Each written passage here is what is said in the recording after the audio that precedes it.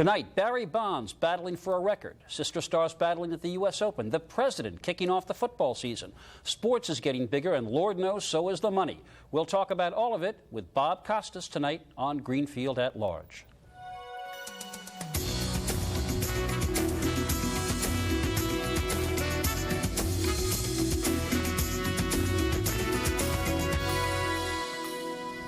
This was the weekend, as Russell Baker once put it, when the TV networks declared total sport on the American public. College football, pro football, baseball, the U.S. Open finals.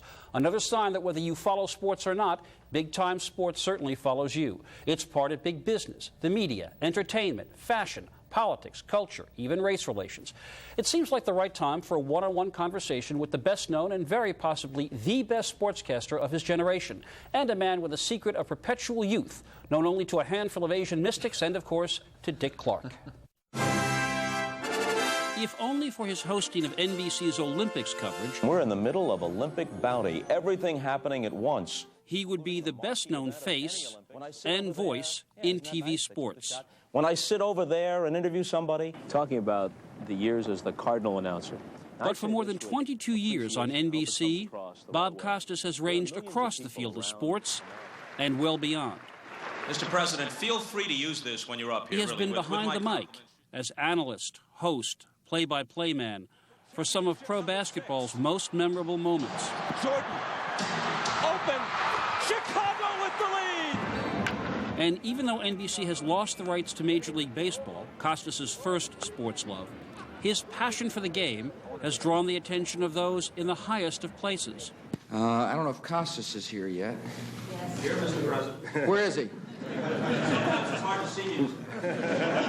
Representing all the traditionalists in America. You don't work, at least off what I've seen, and I've seen you a lot in a lot of different settings. You don't work dirty at all, right? No. As the host of NBC's Later, in the late 80s and early 90s, Costas won awards for interviews with everyone from writers to politicians to celebrities. Today, as host of HBO's On the Record, he's gone toe-to-toe with some of sports' most provocative personalities. Here with Vince McMahon, co-founder of the Extreme Football League.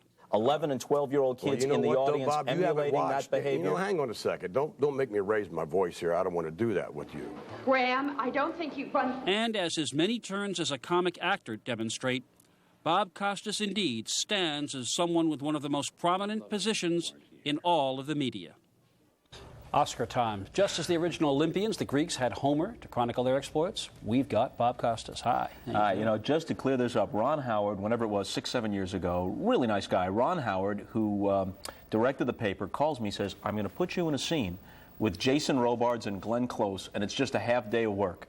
And I was already in New York, and they shot it at Radio City. So who wouldn't say yes? Then when I get there, he explains the role, and I remember saying to him, well, what's my motivation? So just go stand Let's just leave that right where it is and turn to a subject where I have to confess I once thought you were right. I'm not sure anymore. The wild card in baseball. You didn't like it at first, right? And still don't. And still don't. And I'm amazed at how many superficial declarations I hear about how it's a success. People who should know better. That would be me. Well, but you know what? Here's the way the argument goes, and it's this shallow. Well, more teams are involved, therefore it's good. Well, if that's the case, why not double the number of playoff teams? A pennant race is not the same thing as playoff qualifying. A pennant race has specific, dramatic, and competitive characteristics. And those characteristics are either diminished or destroyed by having the wild card, because the wild card is not added to the division races. It supplants the division races. In almost every case, the race that matters is the wild card. The only situation in which a race for first place in a division can matter is if the pace in that division is so slow that the first-place team wouldn't be good enough to qualify for the wild card. But here's the counter argument. You've also been one of those people saying baseball could be an endangered species because of the astonishing imbalance in payrolls. Now, the wild card is a way for teams, scrappy teams, to at least stay in the race and give their fans a reason to come out. I can understand why, as the president said, a traditionalist might have a problem, but given the problem with the imbalance of payrolls, isn't the wild card at least a temporarily decent solution? Well, I wrote a book about this a year ago, and one of the points I made was that that assertion is continually made, but every team that has been the wild card from I counted 1994, the two teams that would have been the wild cards had the season been played to completion, through 1999, every one of those teams has been a team with a big market advantage of one kind or another.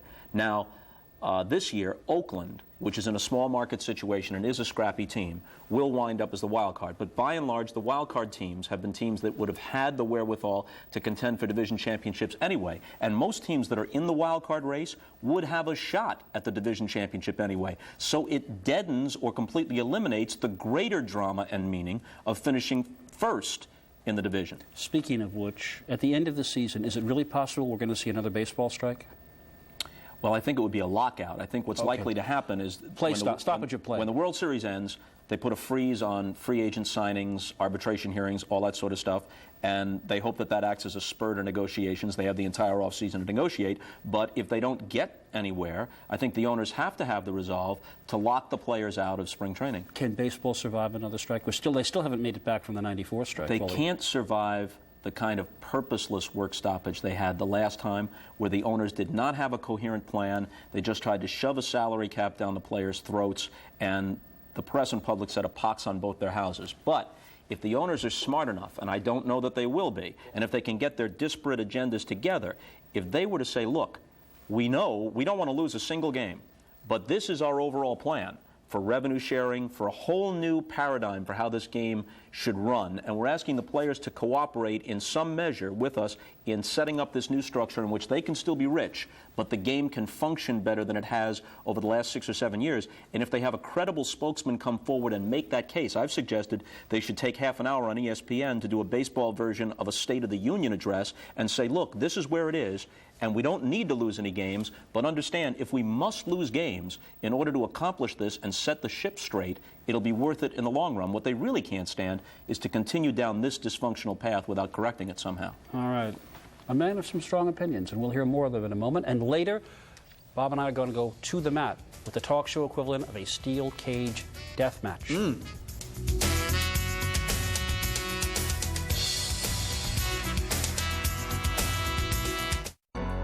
Now, the same Caltrate that helps fight bone loss may help your colon too. In a recent study, Caltrate helped reduce the risk of recurrence of colon polyps, a risk factor for colon cancer. The same Caltrate you take for your bones, now for colon health too. In the new economy, there is no such thing as an 18 to 49-year-old, or a senior, or a boomer, or a dink. In the new economy, customers aren't generalizations. They are what they want, when they want it. And if you want to make them loyal customers, you need an e-business solution that puts everything you know about them in one place. SAP. The world comes to Monterey to celebrate all that jazz. CNN has your behind-the-scenes ticket to the Monterey Jazz Festival. From in-depth interviews to live performances, CNN's Lauren Sidney and Bill Tush will showcase the festival's smooth sounds. Go online to cnn.com/showbiz for live chats and encore performances. Showbiz Today reports coverage begins September the 20th on CNN. Brought to you by Audi and the all-new A4, coming this October. We got a dead girl and you killed her. I helped her! Brutal crimes call for strong justice, and it doesn't get any stronger than Law and Order. Now on TNT, 4 nights a week at 8. You have to talk to me. The girl is just violent, Jack. Get caught up all over again with Law and Order episodes you've missed that you can't see anywhere else but TNT. We're gonna have a big problem I'm gonna solve. Do it now. Get into the drama of Law and Order 4 nights a week at 8 on TNT. In the next 15 minutes, a crisis will begin, another will end. Fortunes made and lost. Where do you stand? In the next 15 minutes, there will be victory and defeat. Storms will rise, skies will clear. Where will you be? Now, get the news you need. Headlines, finance, sports, and weather when you need it. In the next 15 minutes, CNN Headline News. Real news, real fast. Do bedfellows make strange politics? Are Capitol Hill couples starting to share the spotlight? And what about marriages that cross party lines? Greenfield at Large. Tomorrow, 10:30 Eastern on CNN.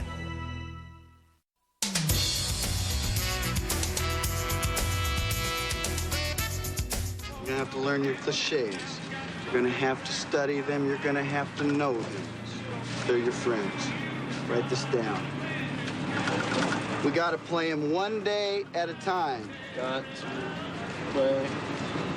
It's pretty boring. Of course it's boring. That's the point. Write it down. One day at a time. All right. I'm just happy to be here. Hope I can help the ball club. I know. Write it down. Some advice on dealing with the press from the movie Bull Durham. And we're back on the record with NBC's Bob Costas, who also hosts HBO's On the Record, among his many other duties. Speaking of dealing with the press, PR, Barry Bonds, he's on a reasonably interesting chase for a record. Yeah, I'd say so. Great talent. His teammates say basically about him, he's a first-class jerk. Is it fair? And does he have to know how to deal with the press? Is it part of his responsibility, if he can hit 70 homers or so, to deal with the press? Well, I think he could make it easier on himself if he appeared to enjoy it more. And when he does have those moments where he's relaxed, he's obviously a very bright guy. He's got a wonderful smile. You want to like him. People want to warm up to him. And I've noticed in the past couple of weeks, since the most recent article came out claiming that it was 24-1, 24 Giants in one camp and Barry Bonds in the other, that Dusty Baker and some of his teammates, not all, have been coming to his defense. There's no question that he's not the most universally well-liked guy in baseball. But it does lead to a question that actually affects or afflicts in some way the folks you cover and the folks I usually cover. And that is the notion of packaging them. That, as that clip from Bull Durham suggests, it's not enough to have a great talent. You have to be shaped. I get the sense sometimes that people sit down with their sports clients the way political operatives sit down with their candidates and say, now here's what you need to say.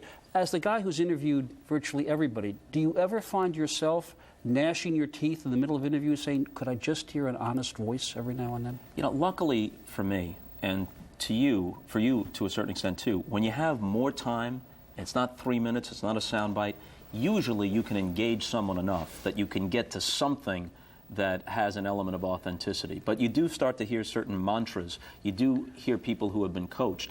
This might not be an answer directly to your question, but I always thought that TV sports was at its best, and this day is long past, at its best when it was essentially eavesdropping on something that would have been pretty much the same had the cameras not been there. And that is that to me is the absolute heart of the matter. You cover a sports event now, you turn it on as a fan, and the sports event is almost drowned in pageantry, flybys, flags, hype.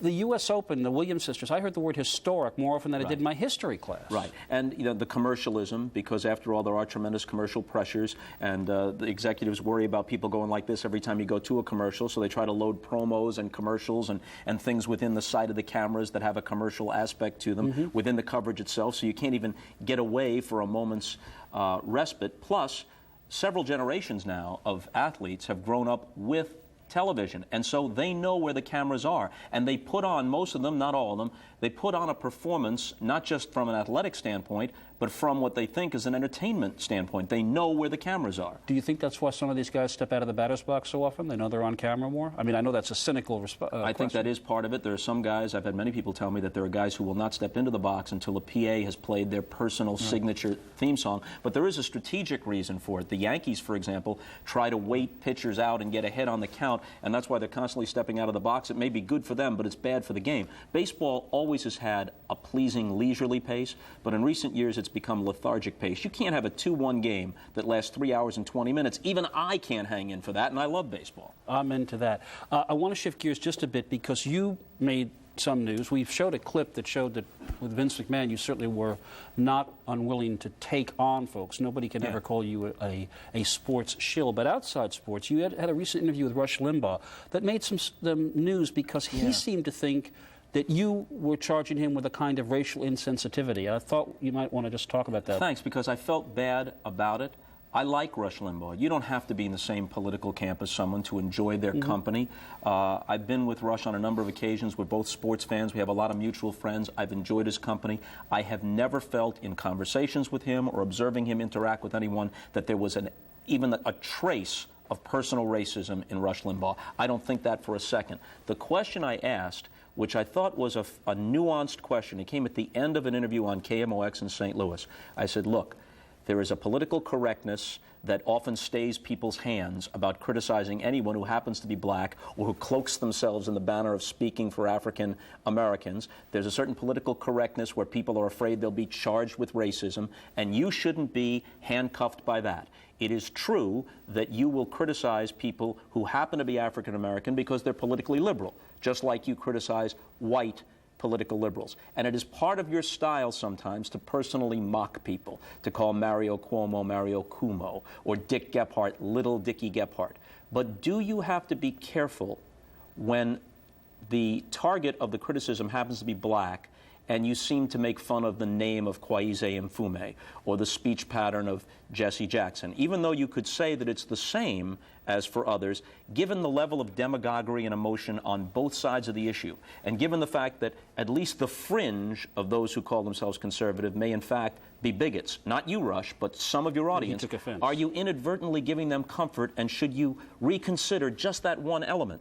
I didn't mean it as an accusation. His answer was an excellent answer, and I gave him plenty of time to explain himself, but he took it as a personal accusation of racism, and the next day I called his radio show to clear it up, because I don't think that at all, and I like Rush Limbaugh personally. Okay, thanks. When we come back, we're going to talk about the Olympics, and later, the hell with subtlety and depth. We're going rapid fire. You'll see what I mean in a minute.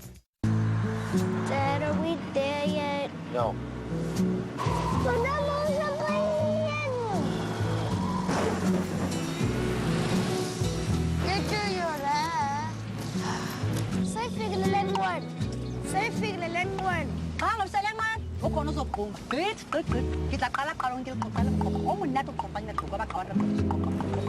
Family vacation on the wings of Goodyear. Buying or selling a home? RE/MAX agents lighten that load. Averaging more than 13 years experience, they work the kind of practical magic that sets you free. RE/MAX. Just how much can you tap into with an AT&T broadband connection?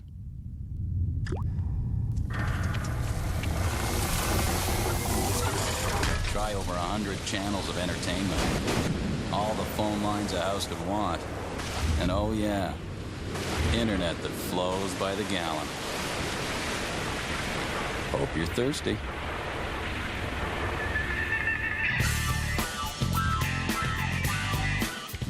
With posted pop-up notes and the handy dispenser, you always know where your notes are. So, you won't go nuts looking for nuts. And posted pop-up dispensers also come in these cool colors. This is Reba, this is her ex, and that's the other woman. What am I supposed to call her? Just point to her and say, there's the woman that stole my daddy. Well, I just feel like giving you a great big hug. Fight it. Reba premieres this Friday on the WB Television Network. It's the small screen's biggest night. Join Lauren Sidney and Bill Tush for coverage of the Primetime Emmy Awards, including red carpet arrivals, backstage interviews, and a complete wrap-up of all the night's winners. Log on to cnn.com/showbiz for Emmy news and much more. Showbiz Today reports coverage of the Primetime Emmy Awards begins September 13th on CNN. Brought to you by the HP PhotoSmart digital camera. How will you use it? He says he talks to the dead. Skeptics say no way. Can he really speak to the other side? An extraordinary hour with renowned psychic John Edward. He'll take your calls. Tonight, 12 a.m. Pacific on Larry King Live.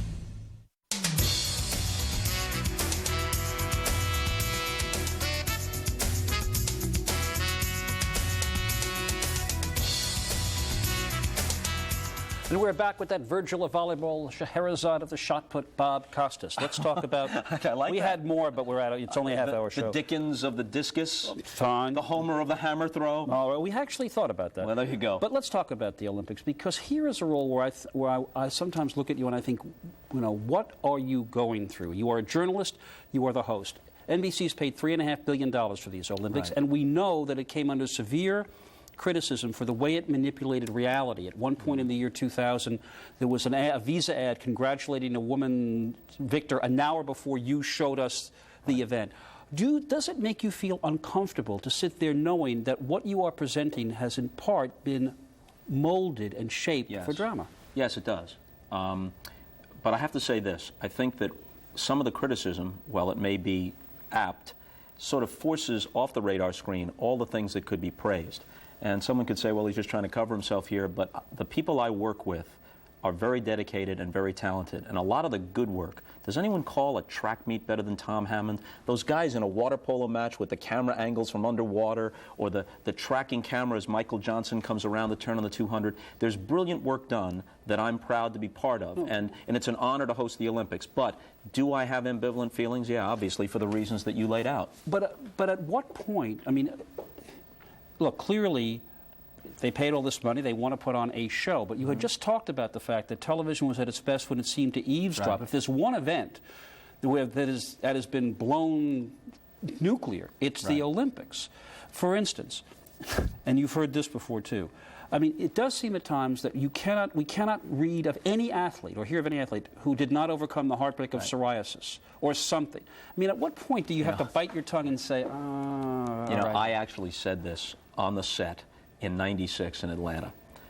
There are legitimate human interest stories in the Olympics, and very often Olympic athletes are different from athletes in other sports because most of them labor in total obscurity for this once every 4 years or once in a lifetime moment on the stage. They're driven by different motivations, and sometimes there are genuinely dramatic stories. What did you say? I think sometimes, though, if we just reduce it to the 20 or 30 legitimately dramatic ones instead of trying to stretch it to 80 or 90, we wouldn't lessen the impact of the ones that really have some genuine feeling to them. But I'm sitting there off camera and I said, you know what? I'd like to have somebody touch the edge of the pool, break the tape in the 100 meters, somebody, some man or woman, walk right to the camera and say this, you know what?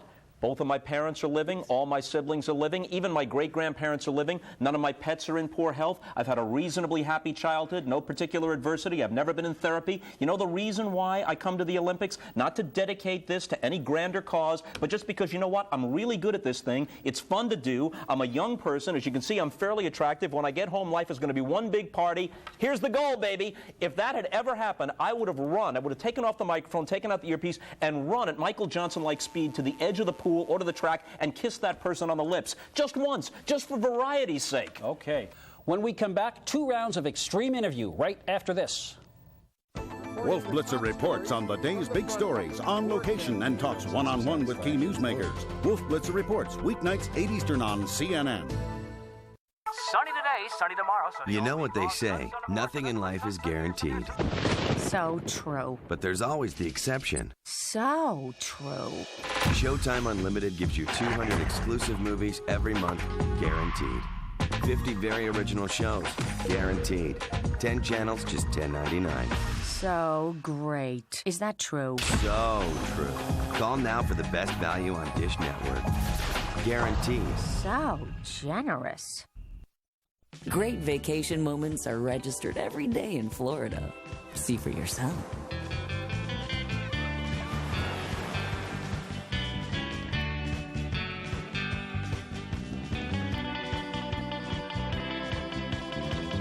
Now that you've seen part of what we have to offer, ready to make some moments of your own? Great moments, great vacations. Florida. Call now for your free Florida Vacation Guide. FLA USA. This year, treat yourself to a Florida golf vacation. Bradenton offers over 40 courses designed by names like Nicklaus, Fazio, and Palmer. You'll find all those fun little things that make golf so challenging, along with the lush tropical landscaping that makes golfing in Florida such a unique experience. Best of all, there's a little something to keep the rest of the family happy.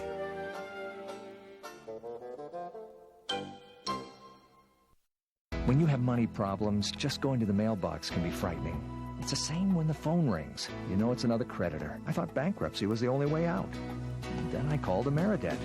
Every day, AmeriDebt helps more people with money problems. We're a nonprofit organization offering free consultations to consumers seeking to eliminate their debt. Now my balances are dropping, and I only have one small monthly payment.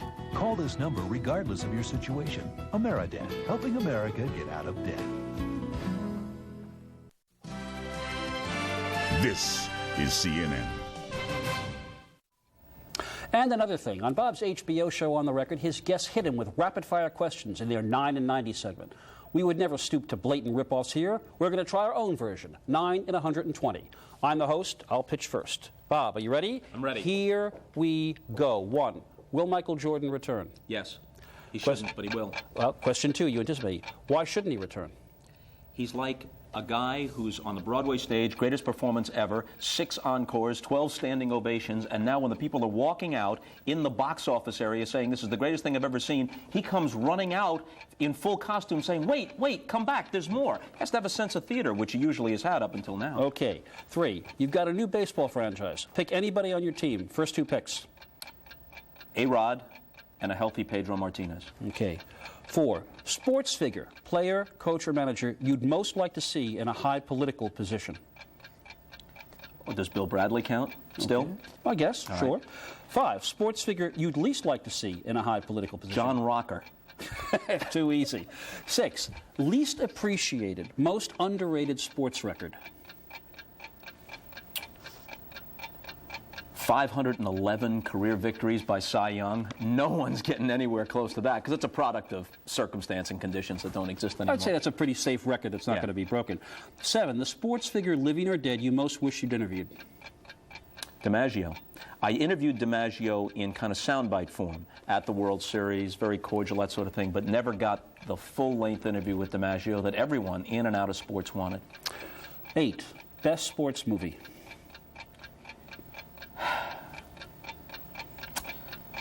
Raging Bull. Oh, of course. Scorsese's Raging Bull. A classic. 9, and last, you're going to make this, worst sports movie. You want me to say basketball, don't you? No, you Because I'm one of the guilty parties. Worst sports movie. You know what? There's one that's so bad that it's good. The Babe Ruth story with William Bendix is so bad that it actually becomes good. I think that's a very good answer. I was going to say Fear Strikes Out because Tony Perkins couldn't throw a baseball, but it's a pretty good movie. Couldn't play very well at all. Your turn on me. By the way, in the Bendix Babe Ruth story, how about when he hits the line drive in batting practice and it hits a little dog? And he takes the dog in full uniform, misses the game to a regular hospital, then the doctor who fixes up the dog Bob, we're gonna go turns out to be the oncologist who treats him like 15 years later when he's got cancer. What are the chances of that? Your questions. All right. Ready? Ready. Start the clock. If Nixon burns the tapes, does he finish the term? Yes. Most able person of the last half century to be president who wasn't? Very good question. I would have to say, possibly, it's going to surprise you, in some ways, Tom Dewey.